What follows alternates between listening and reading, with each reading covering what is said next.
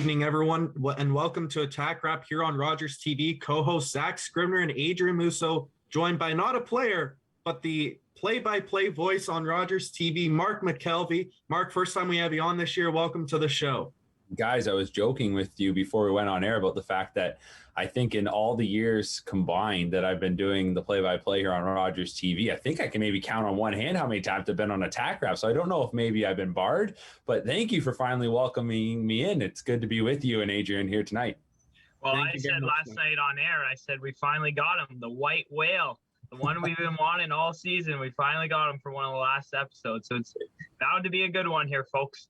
There's a lot to go over around the league, and then we'll get into the show with Mark McKelvey. So let's not waste any time. Let's go right into the OHL Player of the Week. That's Dallas Stars prospect Antonio Stranges, the OHL Player of the Week. He had 7 points for London in the first 3 playoff games against the Kitchener Rangers. Stranges enters Game 4 tonight with 3 goals and 4 assists. The Stars prospect was named OHL Player of the Week twice during the regular season.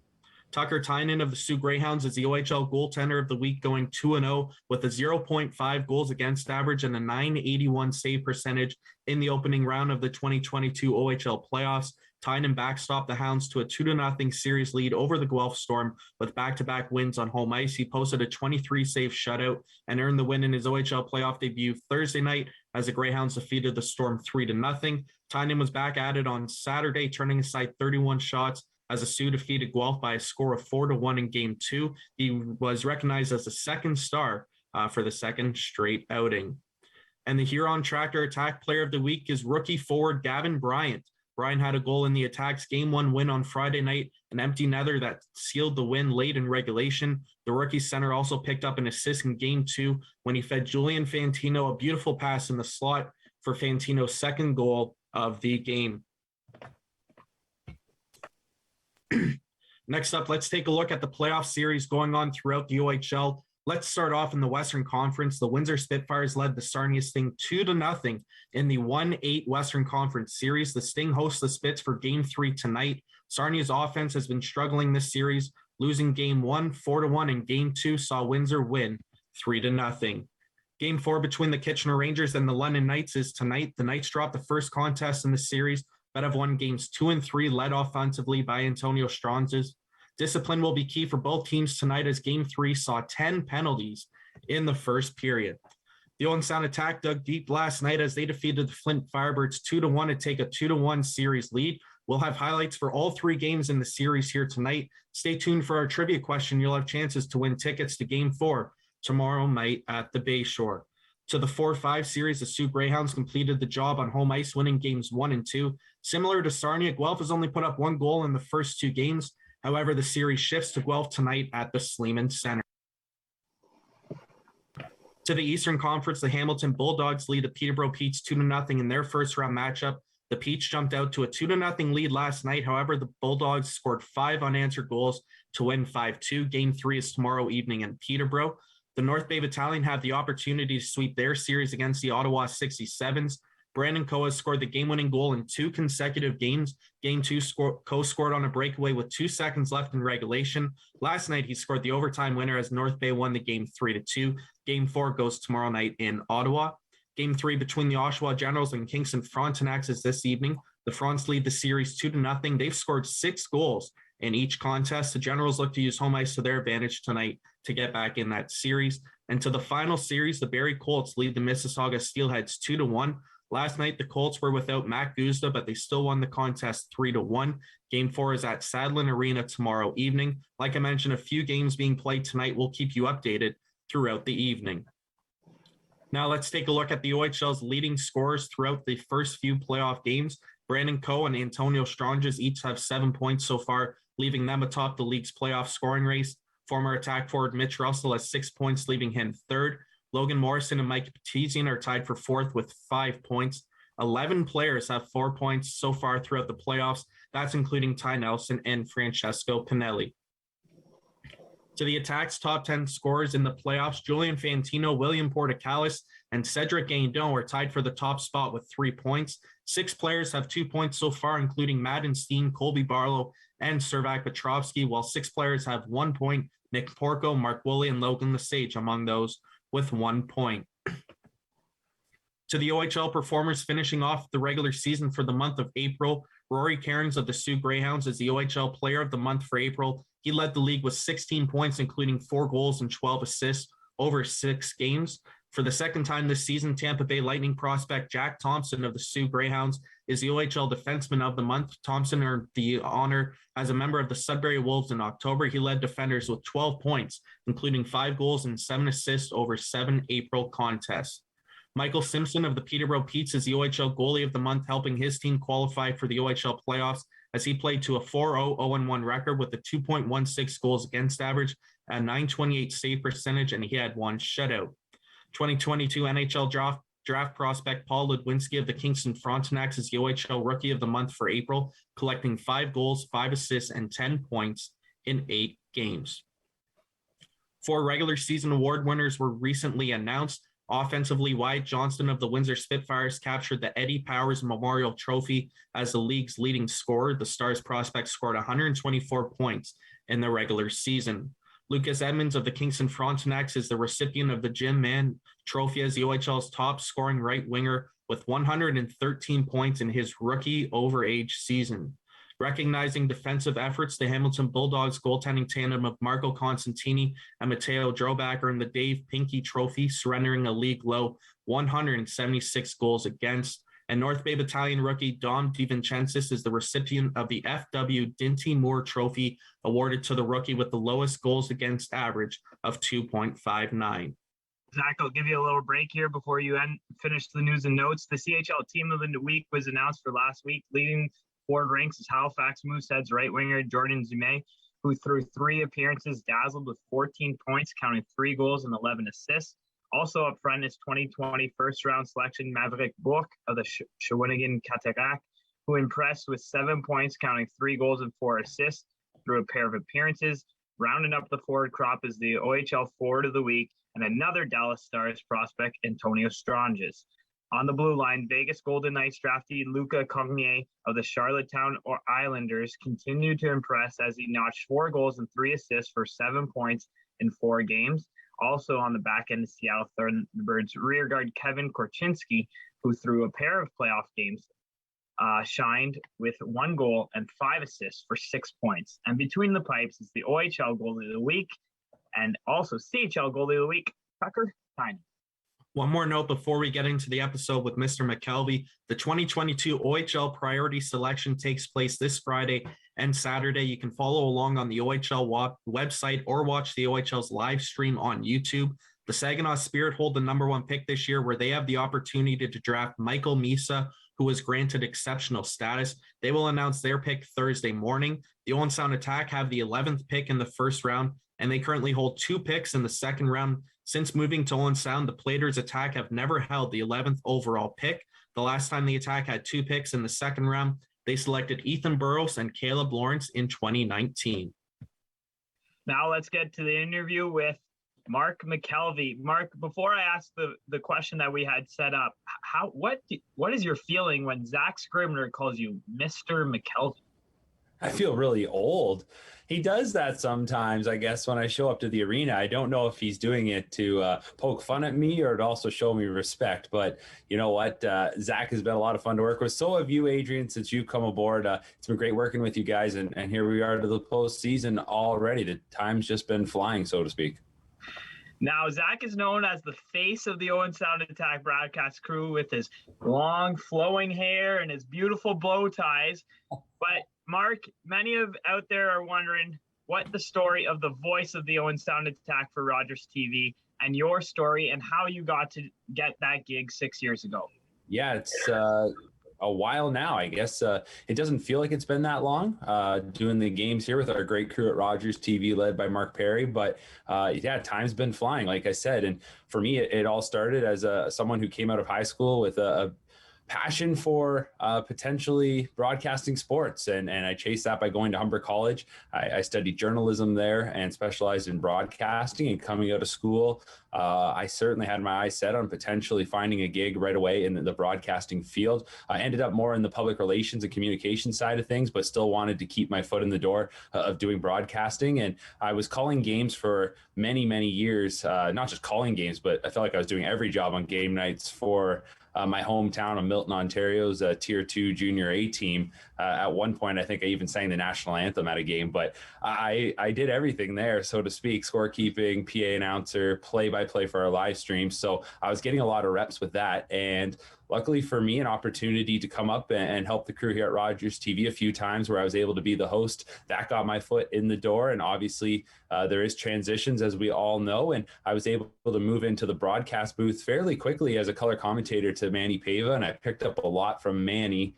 And then, of course, Manny made a career change. And with that, he sent me a message. And one of the first things he said was to get a hold of Mark Perry at Rogers TV and let him know that I'd love to do the play-by-play. And that's how it all came together. And the first season that I did play-by-play for the Attack on a full-time basis, the team went on to have a great run to the Western Conference Finals. So that was a wonderful first year and really set things up for what's been great in all the seasons since that debut. And of course, as well, I got to give a special shout out to Fred Wallace, who gave me an opportunity to jump on the radio with him on Bear Radio on CFOS and to get my feet wet as well there.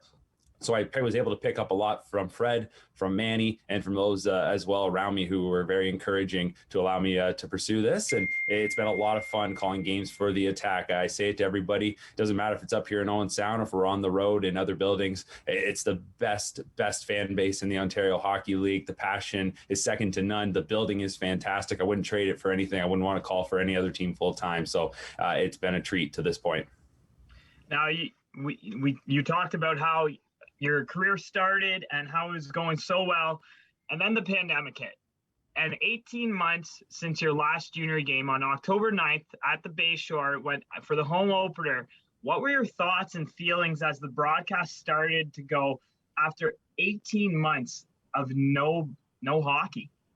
Yeah, you know what, guys? I think for me, there was so much going on, not just getting ready for this new season, but also with my full-time career at Woodbine Entertainment. As a lot of people who maybe follow horse racing know, the summer and into the fall is a busy time. So I was very busy, but obviously very anxious for the new season to start and to finally get OHL hockey back. And I wasn't able even to be with you guys for the preseason for the one game that we did. So while I was in London the night before for the Attack's first game of the season, it certainly hit me a lot different that first night. I believe it was on October 9th, a Saturday evening at the Bayshore, where the Knights were in town and we were able to get full capacity at the last second. I do believe things opened up, or whether it was 50% to full capacity. Nonetheless, there was people in the building, and for once it just felt like everything was maybe going back to normal. So when the puck went down and the game began, I certainly had some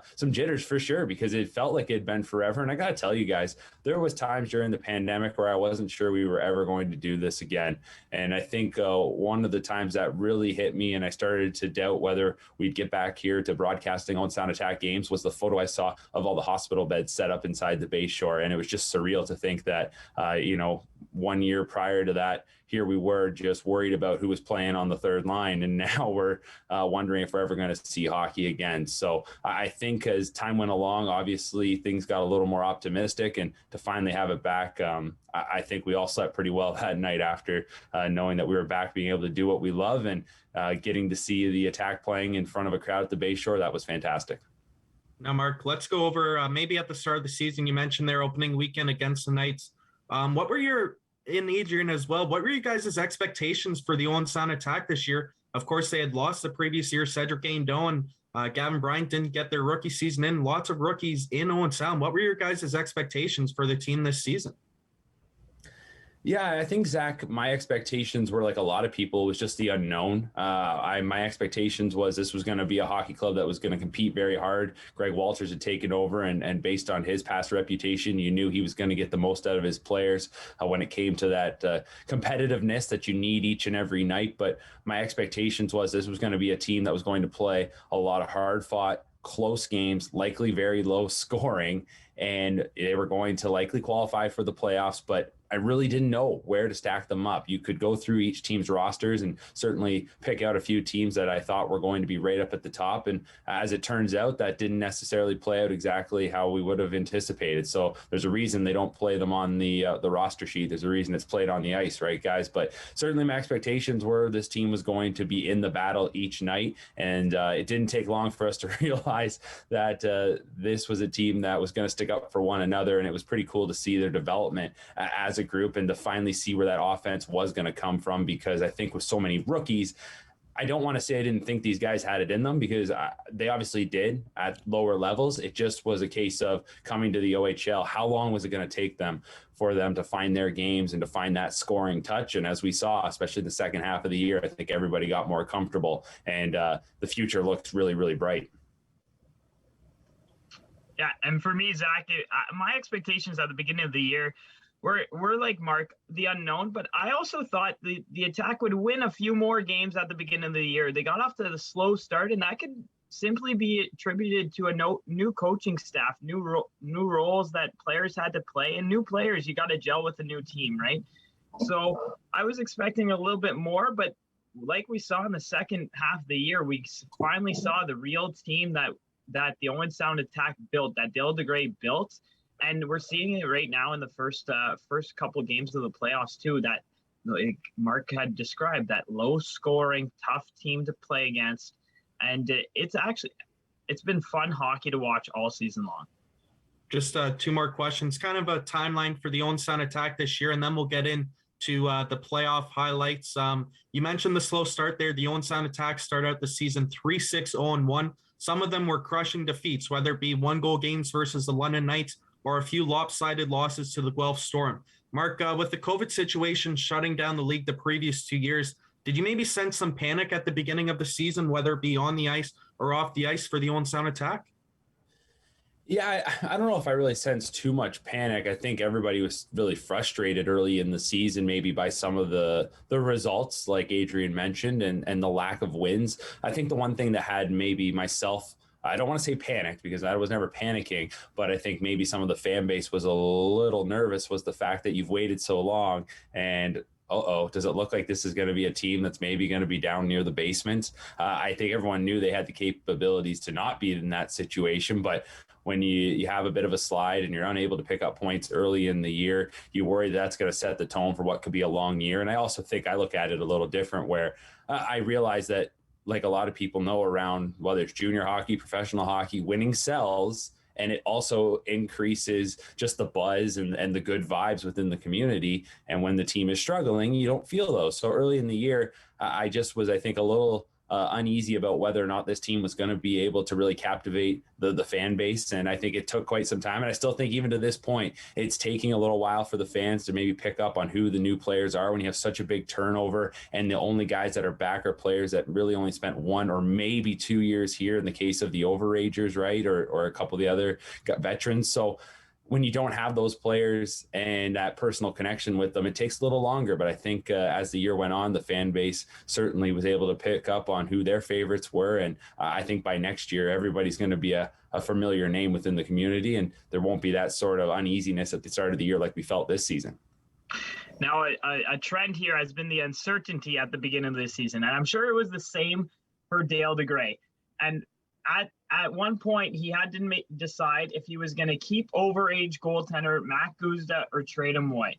And he decided it had to be done. Matt Guzda got traded, Andrew Parrott got traded, and then they acquired William Portocalis and Nicholas Porco. So now I just want to get your thoughts on the trades that Dale DeGray made. So do you think it was a tough call for Dale to trade away Matt Guzda after his 5 years of service for the Owen Sound Attack? Yes, it was definitely a tough call for Dale, right? I mean, he's pretty loyal, I think, to his players, especially players that he drafted. And in this case, with a Matt Guzda, we've all got to see him grow up right in front of us. There's not many goaltenders in the history of the OHL that have been thrown to the fire the way Mac was as a 16-year-old. So everyone was rooting for him to finally reach those expectations, or at least to get to that level where we always knew he could get. And obviously it took a little longer. And I think he would have been right about there had we not lost a season last year. But here he was in his overage year, and everybody could see he was going to be one of the best goalies in the league. So yeah, it would have been tough to deal him away. But that being said, you have to do what's best for your team. And you also have to do what's best for Matt Guzda. And it wasn't going to be fair to keep Nick Chenard and Matt Guzda here because, one, you have to plan for the future. And you've got a young netminder in Corbin Votary who, if he's not on the team this year, you wonder what's that mean for next year. You're going to have to get a new goaltender in. Nick Chenard also needs his rep. Matt Guzda is playing for an NHL contract. So I think what Dale DeGray did satisfied all the parties involved, and it worked out really, really well. I think where he probably had to, maybe some more sleepless nights was probably trying to sort out his overage situation. And I think it was tough to see Andrew Parrott go. Mark Woolley as your captain, I don't think you were going to part ways with him. Andrew Parrott obviously was going to be able to fetch a bit of a return, and there was lots of teams that were interested. The one thing I was a little worried about was we saw this was an attack team that was involved in quite a few scrums and scraps early in the year. So you take out a presence like Andrew Parrott, and all of a sudden now all that weight is completely on Mark Woolley. He doesn't really have his Bash brother, so to speak, out there. So I was a little concerned, but I think once again, now that we've got a few months in the rearview mirror, we can see again it pretty much all worked out. This is an attack team that wasn't necessarily going to have to be going out to make the deals to try and load up for a long playoff run this year, because I think we all know the future is what they're planning for. But the results they got from the players they brought in to be able to contribute this year, Dale DeGray just has a way of figuring that out and finding those guys, and you give them full marks for a player like Nick Porco coming in, who we know what he is. He could have come in like some players at the end of their overage career to a new team. They're only going to spend half a year here. Are they going to really buy in? Are they really going to be that motivated? Nick Porco has been very motivated, and I've been really impressed by the efforts he's given. And William Portocalis, I think it was a low-risk move made by Dale DeGray, but those are the kind of moves that are pretty shrewd, right? Where you go out and get a guy who hasn't been able to reach his potential and think, well, maybe it's just a change of scenery. And I think that's exactly what was needed for a William Portocalis. So it's easy for me to come on and say that he made all the right moves because that's what we got. I think that's exactly what we saw, and hopefully it bodes well for the future. Zach, your mic's off. It's the only downfall with online stuff, muting the microphone. But no, the OHL playoffs are underway. We have 3 highlights packs against the Flint Firebirds. Let's go to game 1 against the Flint Firebirds in Flint right now. Piercy and Burrows are mixing it up over there in front of the benches. We got a long series ahead of us, folks, as Portocalis scores. Just like that, not even 2.5 minutes in. Hoffman looks to go out in front. Mark had 4 questions there teed up, ready to go. Boom, boom, boom, you knocked them all off. I'm like, let's go, keep it going. Turnover there, up into the side of the net, he scores! Barlow comes out, Petrovsky, one-timer save, rebound, Kavlin got it! What a shot by Colby Barlow. This kid is special. Just wired it high to the blocker on Kavlin. After it looked like another successful penalty kill upcoming, the attack get a power play goal. Kuzman, if you haven't seen him, watch out for his shot as Lombardi dances around you. Lombardi wraps it around, save made, rebound, he scores! What moves by Lombardi? He got his own rebound off Chenard, pulled him off the near post. Lombardi wide on Sedley, there's that speed, leaves it in front. Hoffman there, on! Looks to slip one out in front, Lombardi still has it, leaves it there. Petrie wraps it around, he's... Terry now, lost Terry now. Lost in front of the Barlow. Petrovsky wires one and scores! Wires one and scores! Onside, Bertuzzi has it, wires one into the glove, and Chenard. Lombardi still with it. Lombardi in front, Kemp and Chenard robbery. 3:19 to go, third period, 3-3 game. In the slot, Porco, he scores! Up for Giroux, it's through his legs, look out here. Bryant has a lane for an open net. Bryant takes a shot and scores. Loose puck picked up by Chibrikov. From center ice, he ices it. The Owen Sound Attack opened the 2022 playoffs victorious, a 6-3 win over the Flint Firebirds in Game 1, a crucial win to take over home ice advantage so far in this series. Mark, we have a few questions for you, but number one, what were some of your biggest takeaways? Was it the Owen Sound attack getting contributions from all four lines? Did you notice more of a playoff physical style, even though the teams had only played each other in December? What were some of your biggest takeaways from game one? I thought from game one, we saw an attack team that wasn't afraid of the moment. So that was a really good sign. They obviously were able to strike early on in that game, and I think that really settled them down.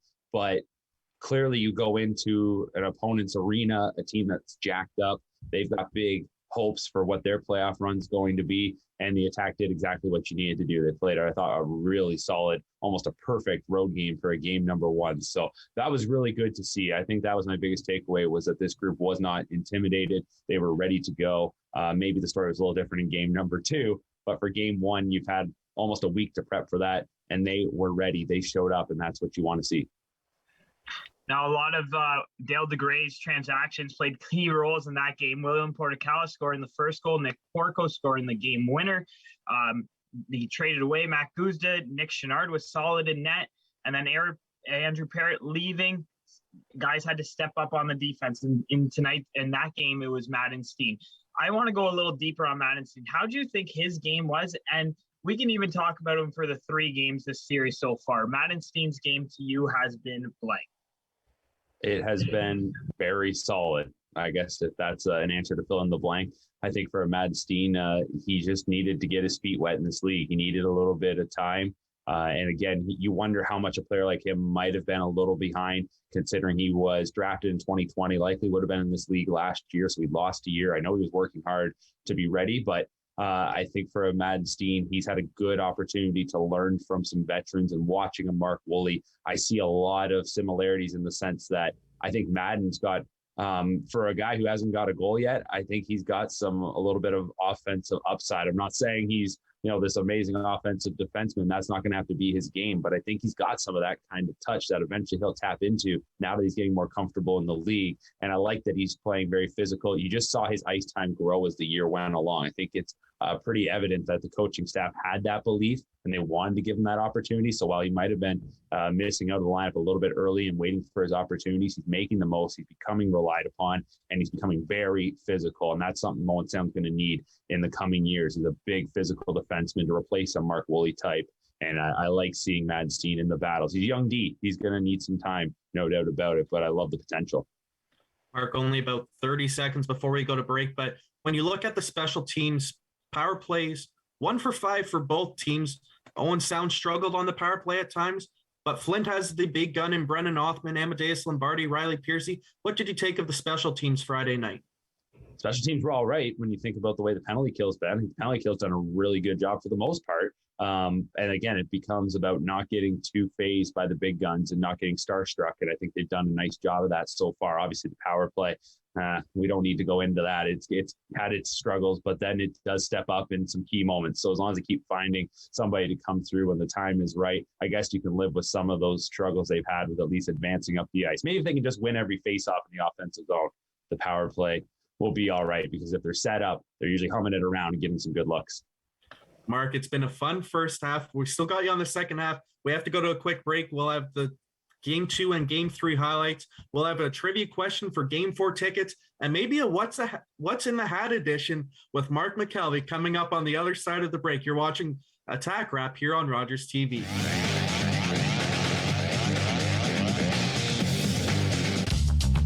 This program is brought to you by Ignite TV. Now you're in command. Visit Rogers.com for more details.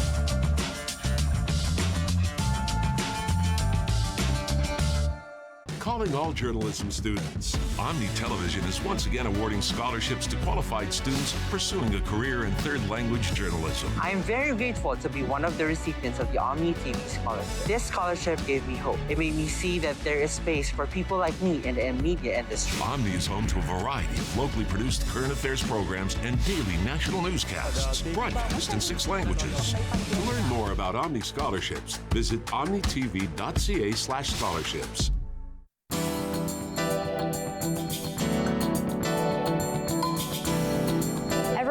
To work on your balance, but you're not sure how to start?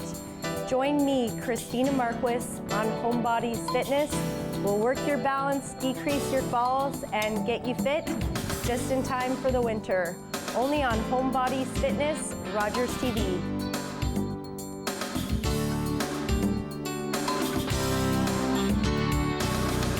Every year, dozens of Canadians are killed or seriously injured because they take risks around railway tracks. Talk to your loved ones about rail safety. Visit stoptracktragedies.ca.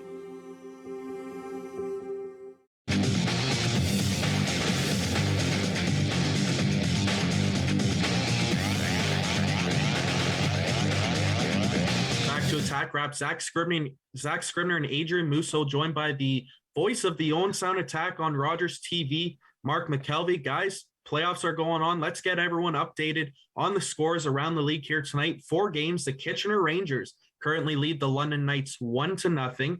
The Guelph Storm have found their offense on home ice. They lead the Sioux Greyhounds 2-1. The Kingston Frontenacs and the Oshawa Generals are scoreless, as are the Windsor Spitfires and the Sarnia Sting. Let's go right back into the highlights. Saturday night, Game 2 between the Owen Sound Attack and the Flint Firebirds. What a set play, what a job by Giroux, crashing for the rebound, and what a start for the Flint Firebirds in this one. They have come ready. Tag Bertuzzi, settled the rolling puck, threw it in front, great positioning on the inside there by Sahil Panwar. He fended off 2 white jerseys. Nice shot, low to the glove, caught Cavill and Meister. So dump one in, they're gonna say icing. Chenard was out to play, it didn't hear the linesman. How's Jordan stop now, loose puck in front, and Piercy's robbed by Chenard. 19 on that one. There's a mad scramble in front. I will give credit to the refs here. He was right behind the play, there you see, can't tell which one it is. He clearly saw it the whole. Slides one in front, oh, what a save, Luke!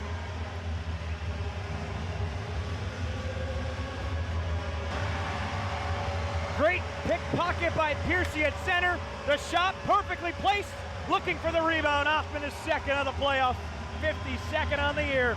And what a play that was by Riley Piercy. Hoffman leads the charge to the bench. Looks like he might have gotten a piece of that one.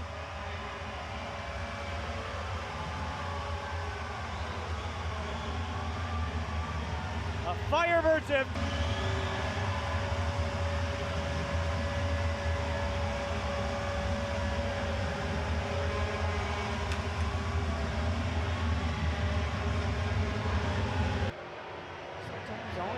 some momentum heading into Monday night.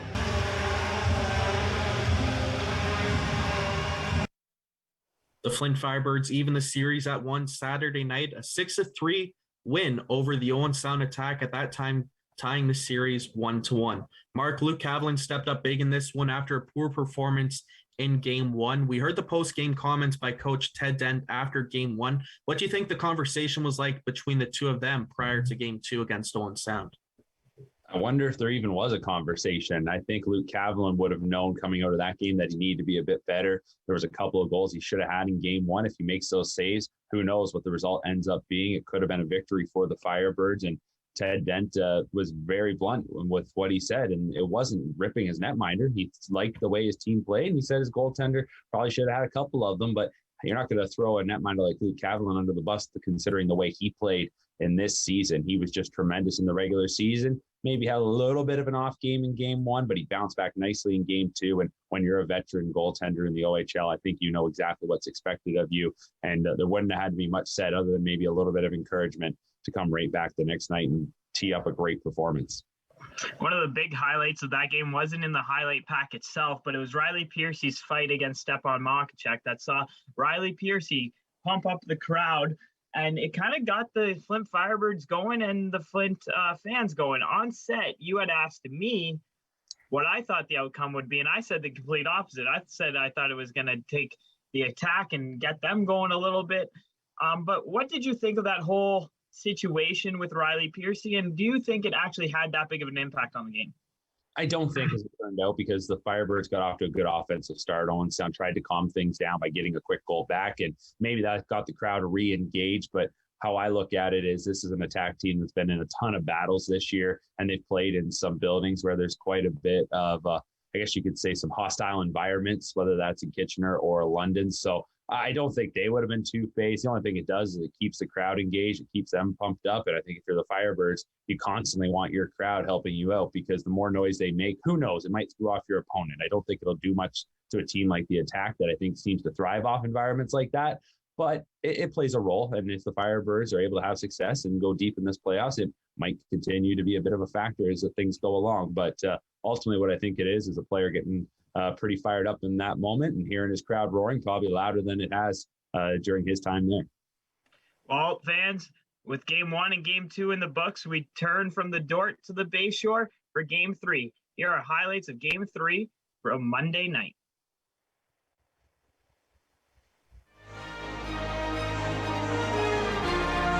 And a right pad save made by Chenard. Good reaction there. Batted down. Kressler scores! Short side. Cheeverkoff goes over to Portecalis. Off the boards. Guindon's got a step going in. Cedric Guindon coming in. He scores! Cedric Guindon ties the game. Save was made by Cavalin. Now Fantino, a one-timer. That was stopped as well. Gore gets it. Fantino wants it back. Julian Fantino, a shot. He scores! Julian Fantino puts the Attack in front. Blue line. And he originally hits off the mask of Luke Cavalin. You see Denny Gore pick it up. He's calling for it at the top of his screen. And the beautiful release beats Luke Cavalin glove side to give the Attack the lead. He was calling for it. He wanted it. And Julian Fantino puts Owen Sound in front 2-1. What a shot here. Perfect placement, far down. Face off coming up. Piercy will just try and send it across. Puck is down, sent into the Owen Sound zone. And there's the horn. The Owen Sound Attack return to the Bayshore. And they take game number 3, 2-1. The Owen Sound Attack take a 2-1 series lead over the Flint Firebirds with a 2-1 win on home ice at the Bayshore. Mark, I'd have to say it's probably one of the most entertaining games we've seen at the Bayshore all season long. It was a tight playoff game. You could expect nothing less from it, a 2-1 score in a game 3. What were your overall thoughts on the game last night at the Bayshore? Oh, that was exactly what we wanted to see. When you go so much time between playoff games here in Owen Sound, you're hoping that it's going to live up to the hype because you've been waiting for moments like that. And just like the players, we get jacked up to call games like that. And it certainly was a barn burner, you could say. And I'm expecting more of the same as this series goes along. But I look at the way game 3 played out, and I thought, again, as the game went along and it was a tie game and a close battle constantly, it turned into, okay, which team's going to make the next big mistake and get burned? And I think both teams were being very wary of that, trying to limit their turnovers, but also not getting too risky with their opportunities, maybe trying to stretch the ice the way they were early in the game. And as it turns out, Julian Fantino ends up being the hero with a good opportunity in the high slot. And I think if you look back on that play, if you're the Flint Firebirds, you probably weren't too concerned about Owen Sound floating that forward high up in the zone the way they like to do at times. But what you have to do is you have to get in the lane, and you got to get either a stick or a body on that. Can't let them have that good look. And that's a great thing to see if you're the Attack with Julian Fantino is just rolling along right now in the playoffs, adding some depth scoring and also showing the skills that I think everyone knew he has. And I know we'll hear from Joey Hishon on that in just a moment, but what a shot that was for the game winner. So great game. Owen Sound really dug deep down the stretch. It certainly makes those last 8 minutes feel really long when they're just trying to take that lead and try and nurse it right to the finish line, but they got it there. So last night I asked the aforementioned Julian Fantino this question in the postgame, and I'm interested to have your thoughts on it. Now, Mark Woolley and Igor Cheeverkoff were noticeably on the ice every time that Brendan Othmann was on the ice. Do you think that duo can keep it up the rest of the series? I do. They're big bodies, right? So they can match up well with a Brendan Othman. If you've got someone not necessarily matching up to the same strength and size as an Othman, then it's going to make life difficult for them. They might be able to match up well for a few games, but ultimately they might start to break down as it goes along. I don't expect to see that from Mark Woolley and Igor Chibrikov, and what you want is them to continue to hound them if you're the attack. They got to make life difficult for them. You know, Brendan Othman showed some of that frustration taking a healthy run at Igor Chibrikov, who went back to pick up a puck while the attack were on the power play behind his own net. He takes a run. You don't see too many penalty killers come charging down the ice to take a hit at the end glass of the defenseman. He did. Chibrikov maybe gets the arms up a bit. Othman gets the worst of it, and he was clearly rattled. So some players, and I'm not sure if I've seen it yet from Brendan Othman completely, some players really channel that emotion where they feel like everything's going against them, and they kind of thrive on that. I'm not sure if Brendan Othman is completely that player just yet. I think he maybe has that in his arsenal. So if you're the attack, you want to keep frustrating him, but maybe you don't want to have him completely always seeing red. But that being said, I think they're doing a great job. Woolley and Chibrikov staying really, really hard on him, and they'll have to keep doing that if they want to have success. 50 goal scoring, Brendan Othman, 97 points on the regular season. And it looks like the Owen Sound attack were instructed, finish your check on Brendan Othman. Every single chance that you get, try and upset Brendan Othman as much as you can. But we'll throw out the trivia question. Game 4 tomorrow night at the Bay Shore, and it's a big one for both teams. Here's the trivia question. Julian Fantino was the hero on Monday night.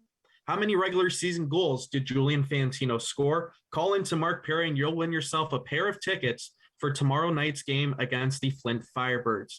Mark McKelvey was joined alongside Joey Hishin, Igor Chibrikov, and Mark Woolley. We're going to play all 3 interviews back to see what the attack staff had to say.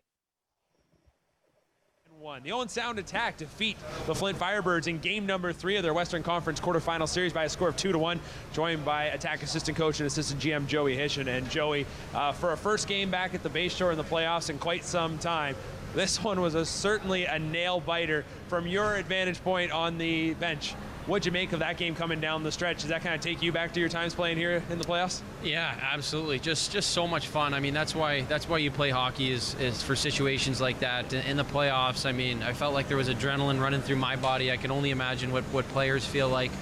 Just so much fun, and the guys, sacrificing and blocking shots, just incredible to see. This is what we play for. I mean, playoff hockey is just so much different than the regular season. It's so intense with so much emotion. And it's just great to see. So proud of these guys, and obviously Flint's an unbelievable team, and we're doing a really good job of taking care of business right now. You look at a player like Julian Fantino. We always talk about different heroes in the playoffs, and he steps up with the game winner tonight. He had 2 goals in game number 2. What did you see from Julian? Because clearly the jump is there, and we always knew he had this kind of ability, and that shot on the game-winning goal was just fantastic. Yeah, a laser off the barn in.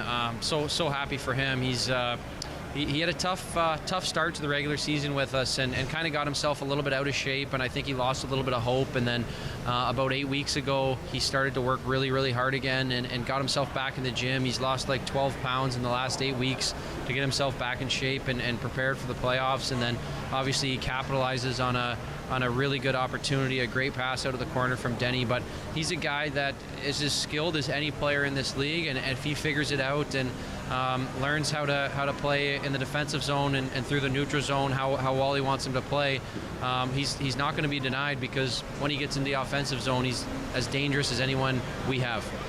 Looking at how this game went along, you lost Nick Porco, you lost Logan Lesage on a bit of a questionable call, but you're down to 9 forwards.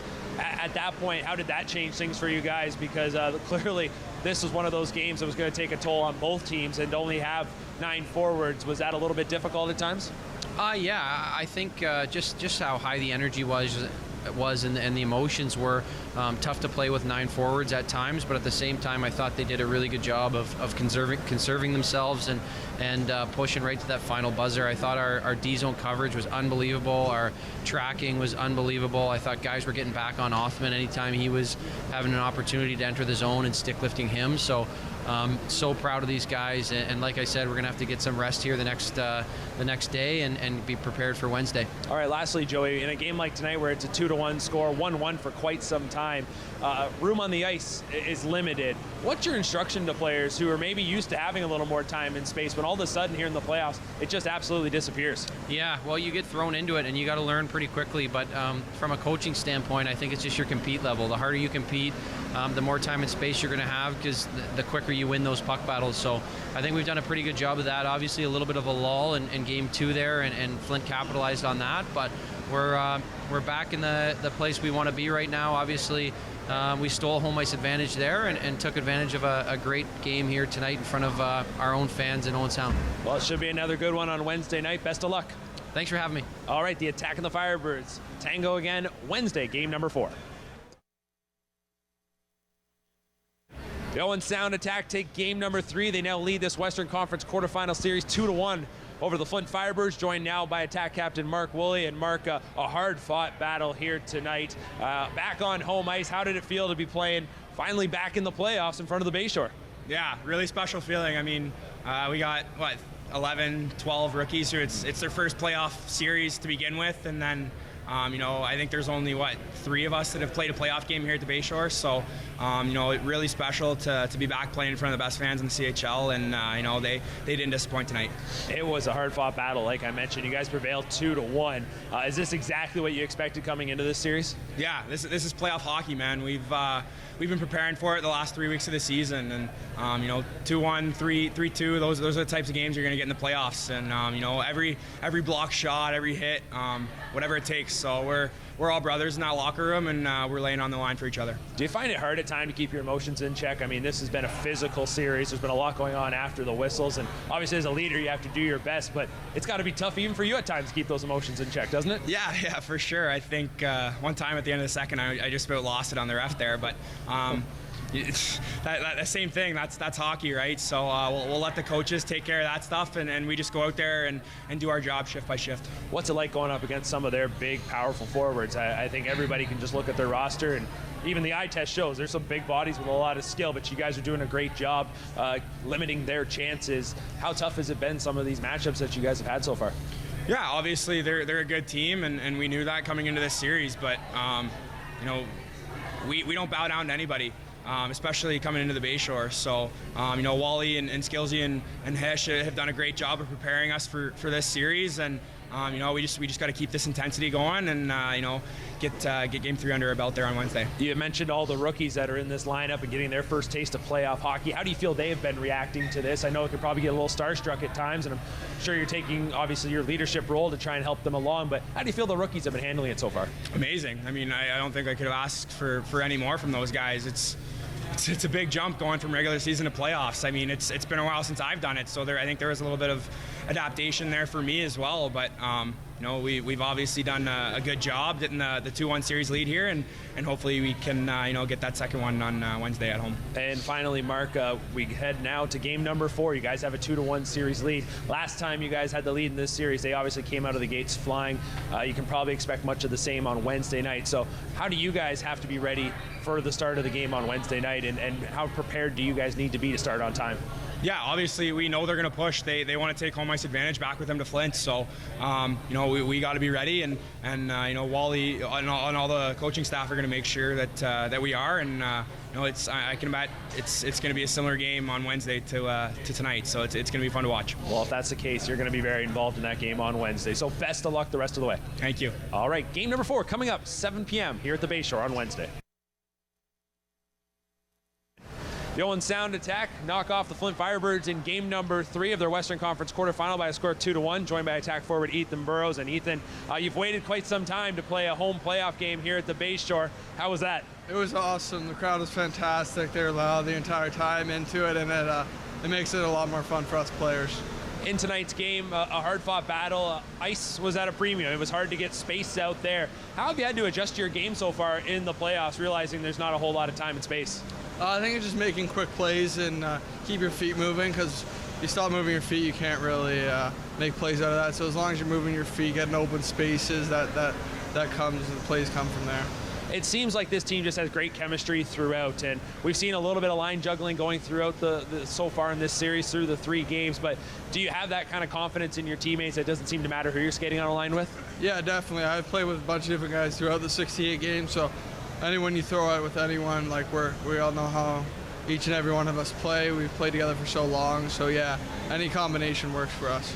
We were joking before we came on air about how many block shots that you had. You've always had that in your game, but you got to put your body on the line in the playoffs. How you feeling after that one? A little sore in some areas, but you know what? It's just everyone's throwing their body out there to block shots, and we all want to desperately win, and that's what it takes. Coming into this series, going up against the Firebirds, are they kind of living up to what you expected? Obviously, they've got some pretty big bodies up front there, and they like to play physical. Yeah, definitely. They're a good skill team, but we're taking it to them. We just got to keep working, keep hitting, and just using our bodies as well. So would it be safe to assume that on Wednesday night in game number 4, it's probably going to be a lot of what we saw here tonight? I don't imagine we're going to see a big shootout, are we? Yeah, definitely. Everyone's being defensive and stuff. So, yeah, just another hard-fought battle. All right. Well, congratulations on the win here tonight, and best of luck the rest of the way. Thank you. All right. There's Ethan Burrows. A big thank you to Mark McKelvey, Joey Hishkin, Mark Willie, and Ethan Burrows, not Igor Chibrikov, for joining Mark on the after the game last night. And congratulations to Brad Hillier. He was the winner of the 2 playoff tickets for tomorrow. Julian Fantino, 3 goals in the regular season, 3 goals in the first 3 games of the playoffs. Now let's go to a special edition of What's in the Hat with Mark McKelvey. All right, Mark, I explained the game to you a little bit earlier. Just give me the first thing that comes to your mind. Okay, let's go. All right.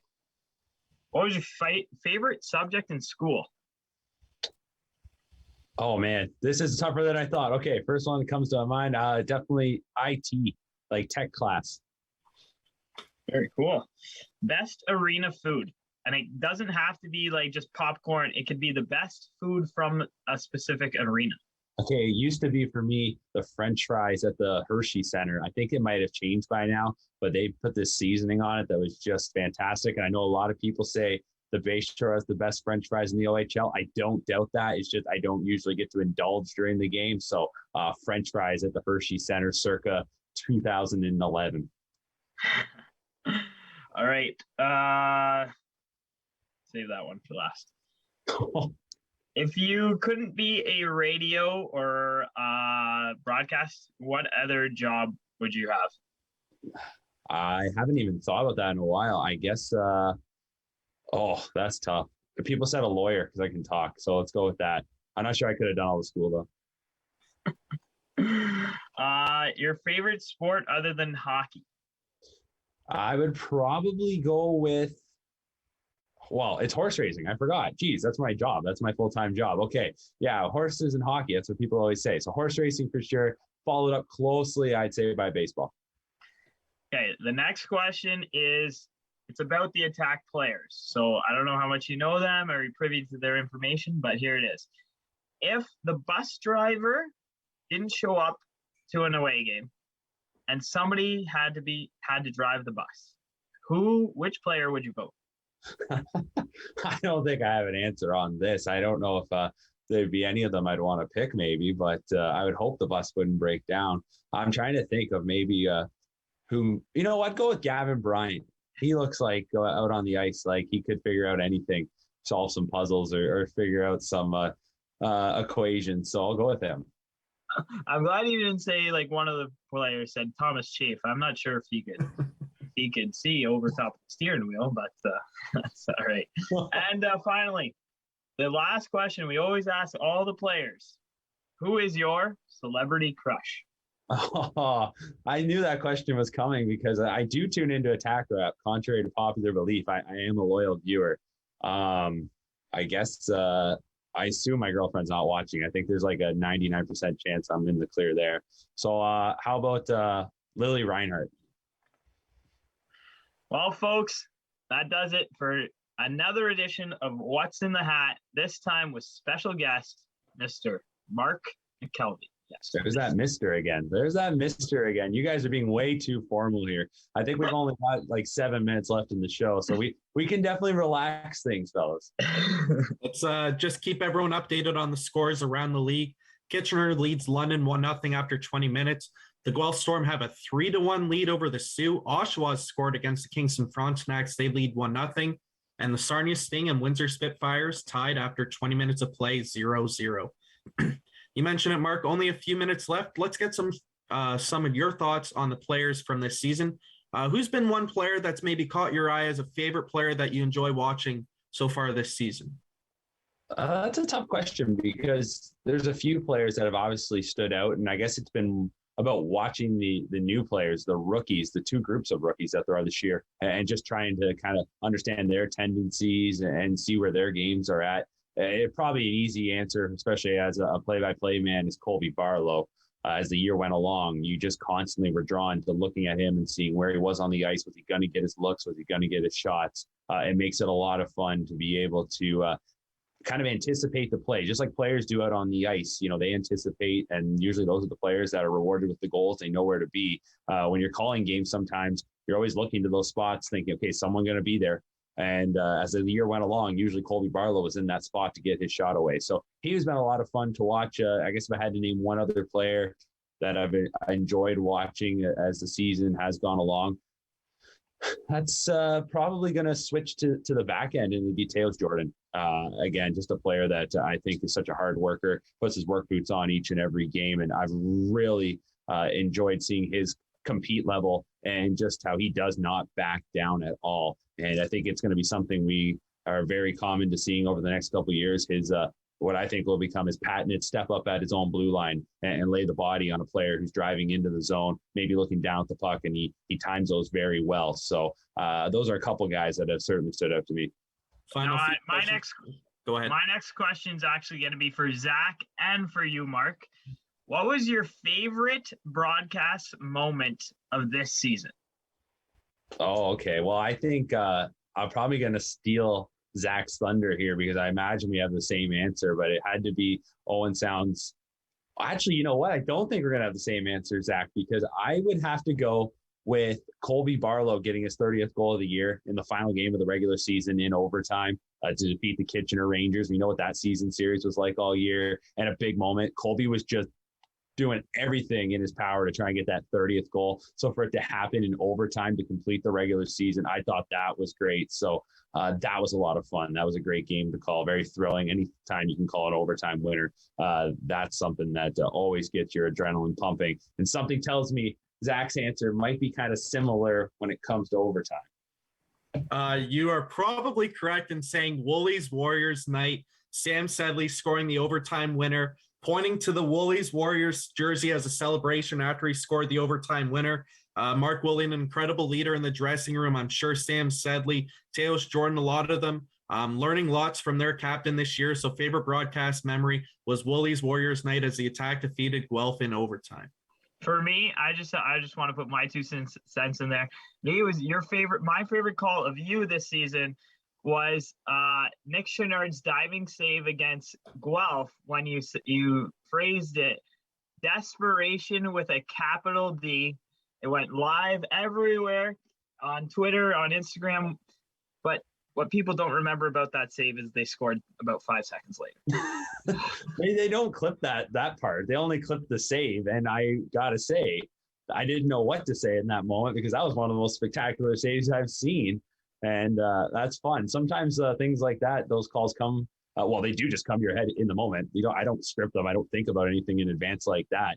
We joke about some of the calls, and usually when we're joking about them, there's things that you would never, ever say on air anyways. But something like that in the moment, wow, that was incredible. And that one stood out for sure. Probably better for the Attack because a couple of times, some of the calls that we had that maybe went viral were goals being scored on the Attack. So I'm glad that one got a lot of play. Mark, that's all the time that we have tonight. On behalf of Adrien and I, thank you for taking us under your wing this season, the two of us joining you for the first time. And we look forward to tomorrow night, Game 4 at the Bayshore, the Owen Sound Attack and the Flint Firebirds. Yeah, thanks so much for having me on, guys. It's been a pleasure working with you. Really enjoying it. And here's hoping that we get many more broadcasts before this season is done. Yes, sir. Thank you on behalf of Adrien and I for joining us. And Game 6 could be next Tuesday if the series is extended. So call the Rogers TV viewer response line, email us, or connect with us on social media.